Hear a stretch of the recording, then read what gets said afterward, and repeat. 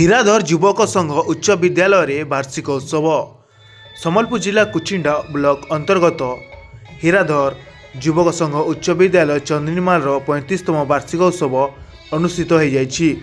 ବିଦ୍ୟାଳୟର ପ୍ରଧାନ ଶିକ୍ଷକ କମଲଲୋଚନ ବେହେରାଙ୍କ ସଭାପତିତ୍ୱରେ ହୋଇଥିବା କାର୍ଯ୍ୟକ୍ରମରେ ମୁଖ୍ୟ ଅତିଥି ଭାବେ ସମ୍ବଲପୁର ଜିଲ୍ଲା ଶିକ୍ଷା ଅଧିକାରୀ ଲକ୍ଷ୍ମଣ ଭୋଇ ଯୋଗ ଦେଇଥିବା ବେଳେ ମୁଖ୍ୟ ବକ୍ତା ଭାବେ ପୂର୍ବତନ ଜିଲ୍ଲା ଶିକ୍ଷା ଅଧିକାରୀ ଗିରିଧାରୀ ହୋତା ଯୋଗଦେଇ ଛାତ୍ରଛାତ୍ରୀମାନଙ୍କୁ ଶିକ୍ଷିତ ହୋଇ ସମାଜରେ ପ୍ରତିଷ୍ଠିତ ହେବାକୁ ପରାମର୍ଶ ଦେଇଥିଲେ।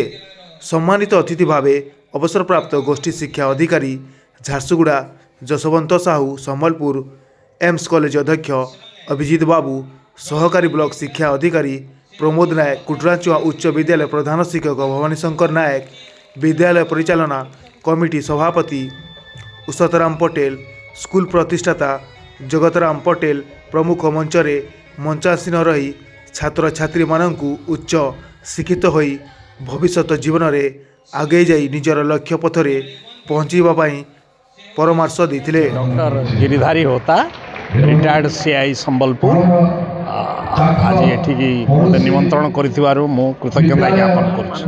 ଯେଉଁ ଶିକ୍ଷକ ଶିକ୍ଷୟତ୍ରୀ ଅଛନ୍ତି ସେମାନଙ୍କୁ ମୁଁ ଅନୁରୋଧ କରୁଛି ଯେ ସେ ପିଲାମାନଙ୍କୁ ଭଲ ପାଆନ୍ତୁ। ଯିଏ ପ୍ରଥମ ଲାଇନ୍ରେ ବସିଛି, ଯିଏ ଲାଷ୍ଟ ଲାଇନ୍ରେ ବସିଛି, କେବଳ ପ୍ରଥମ ଲାଇନ୍ର ପିଲାଙ୍କୁ ନାହିଁ, ସବୁ ପିଲାଙ୍କର ନାଁ ମନେ ରଖନ୍ତୁ ଆଉ ସବୁ ପିଲାଙ୍କୁ ଭଲ ପାଆନ୍ତୁ ମା ଭଳି। ସେତିକି ମୋର ସେମାନଙ୍କୁ ନିବେଦନ। ବହୁତ ସୁନ୍ଦର ମନୋଜ୍ଞ ପରିବେଶ, ବହୁତ ବଡ଼ ଶୃଙ୍ଖଳାର ସହିତ ଆମର ଜିଲ୍ଲା ଶିକ୍ଷାଧିକାରୀ ମହୋଦୟ ଏବଂ ବିଭିନ୍ନ ଅତିଥିବୃନ୍ଦ ଯୋଗ ଦେଇଥିଲେ। ବିଦ୍ୟାଳୟର ଶୃଙ୍ଖଳାଗତ ଦୃଷ୍ଟିରୁ ବହୁତ ଗୁଣାତ୍ମକ ଶିକ୍ଷା ଉପରେ ପିଲାମାନଙ୍କର ଭବିଷ୍ୟତ କିପରି ଭଲ ହେବେ, ସେମାନେ ଭବିଷ୍ୟତରୁ ଲକ୍ଷ୍ୟ କରି କେମିତି ଭଲ ମଣିଷ ହେବେ, ସୁନାଗରିକ ହେବେ ଏବଂ ଦେଶ ଏବଂ ନିଜ ଜାତିର ସେବା ସହିତ ଗାଁର ନାଁ ରଖିବେ, ସେ ବିଷୟରେ ଆଲୋକପାତ କରା। କମଲଲୋଚନ ବେହେରା, ମୁଁ ହୀରାଧର ଯୁବକ ସଂଘ ଉଚ୍ଚ ବିଦ୍ୟାଳୟର ପ୍ରଧାନ ଶିକ୍ଷକ। ଆଜି ଆମର 35ତମ ବାର୍ଷିକ ଉତ୍ସବ ଥିଲା।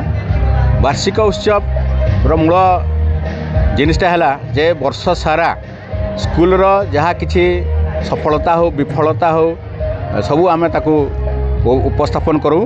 ମୁଖ୍ୟତଃ ଛାତ୍ରଛାତ୍ରୀ, ଅଭିଭାବକ, ଆମର ଅତିଥି ଶିକ୍ଷାଧିକାରୀ ସମସ୍ତଙ୍କ ସାମ୍ନାରେ ଆମେ ଉପସ୍ଥାପନ କରୁ। ପ୍ରଧାନ ଶିକ୍ଷକ ହିସାବରେ ମୁଁ ଏ ବର୍ଷର ଫଳାଫଳ ଆମର ସମସ୍ତଙ୍କଠାରେ ମୁଁ ସମ୍ପାଦକ ପ୍ରଧାନ ଶିକ୍ଷକ ହିସାବରେ ଉପସ୍ଥାପନ କରିଛି।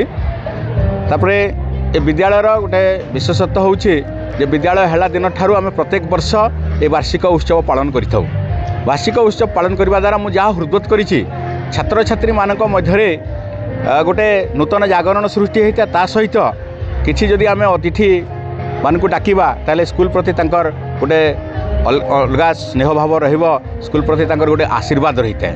এটা ମୁଁ ପ୍ରଧାନ ଶିକ୍ଷକ ହେଲା ଦିନଠାରୁ ହୃଦବୋଧ କରିଛି ଏବଂ ପ୍ରତି ବର୍ଷ ପାଳନ କରୁ। କୁମାର ପଟେଲ, ହୀରାଧର ଯୁବକ ସଂଘ ଲାଗବାର କାରଣଟା ଏଇଟା, ଯୁବକ ସଂଘ ଗାଁରେ ଗୋଟେ ଗଠନ କଲୁ, ଗାଁର ବିଭିନ୍ନ ଉନ୍ନତିମୂଳକ କାର୍ଯ୍ୟକ୍ରମ କଲୁ, ଏତେ ସୁନ୍ଦର ଶିକ୍ଷା ଉପରେ କାମ କଲୁ, ସ୍ୱାସ୍ଥ୍ୟ ଉପରେ କାମ କଲୁ, କିନ୍ତୁ ଗାଁରେ ଏମଇ ସ୍କୁଲଟେ ଥିଲା, କେନ୍ତା ହାଇସ୍କୁଲଟେ ହଉ ବୋଲି ଚିନ୍ତା କଲୁ। ଆଉ ଯେତେ କାମ କଲେ ବି ଶିକ୍ଷାର ଯଦି ଉନ୍ନତି ନି ହେବା, ନିଜର ଅଞ୍ଚଳର ଯଦି ବିକାଶ ନି ହେବା, ସେଥିରେ କିଛି ଯୁବକମାନେ ଅଣ୍ଟା ଭିଡ଼ଲୁ ଆଉ ତାର ନାଁ ଦେଲୁ ହୀରାଧର ଯୁବକ ସଂଘ ଉଚ୍ଚ ବିଦ୍ୟାଳୟ। ଆଉ 18/7/1991 ଆରମ୍ଭ କଲୁ। ଯେତେ କ'ଣ ଅଷ୍ଟମ ଶ୍ରେଣୀ ଖୋଲୁ, 30 ଜଣ ଛାତ୍ରଛାତ୍ରୀ ଥିଲେ ଏବଂ ଶିକ୍ଷକମାନଙ୍କର ସଫଳତା, ଶିକ୍ଷକମାନଙ୍କର ପ୍ରଚେଷ୍ଟାରେ 30ରୁ 30 ପାସ୍ କଲେ, ଯାହାକି ଗୋଟେ ଆମର ଅଞ୍ଚଳର ଗୌରବ ହୋଇଗଲା। ଆଉ ସ୍କୁଲର ପ୍ରଧାନ ଶିକ୍ଷକ ବେହେରା ସାର୍ ତାକେ ଯୁଗିକିରି ଆଗକେ ନେଲେ, ଶିକ୍ଷକମାନେ ଆଗକେ ନେଲେ। ଆଉ ଆଇ ଇ ସ୍କୁଲରୁ A1 ବାହାରୁଛନ୍, ଆଇ ସ୍କୁଲରୁ ବିଭିନ୍ନ ପ୍ରକାର କାର୍ଯ୍ୟକ୍ରମରେ ଭାଗ ନେଉଛନ୍, ଏପରିକି ଦିଲ୍ଲୀ ପର୍ଯ୍ୟନ୍ତ ଯାଇଛନ୍। ଦିଲ୍ଲୀରେ ବି ଭାଗ ନେଇଛନ୍, ମାନବ ସମ୍ବଳ ବିକାଶ ମନ୍ତ୍ରଣାଳୟ ତରଫରୁ ଦିଲ୍ଲୀ ଯାଇଥିଲେ, ଚଣ୍ଡିଗଡ଼ ବି ଯାଇଥିଲେ।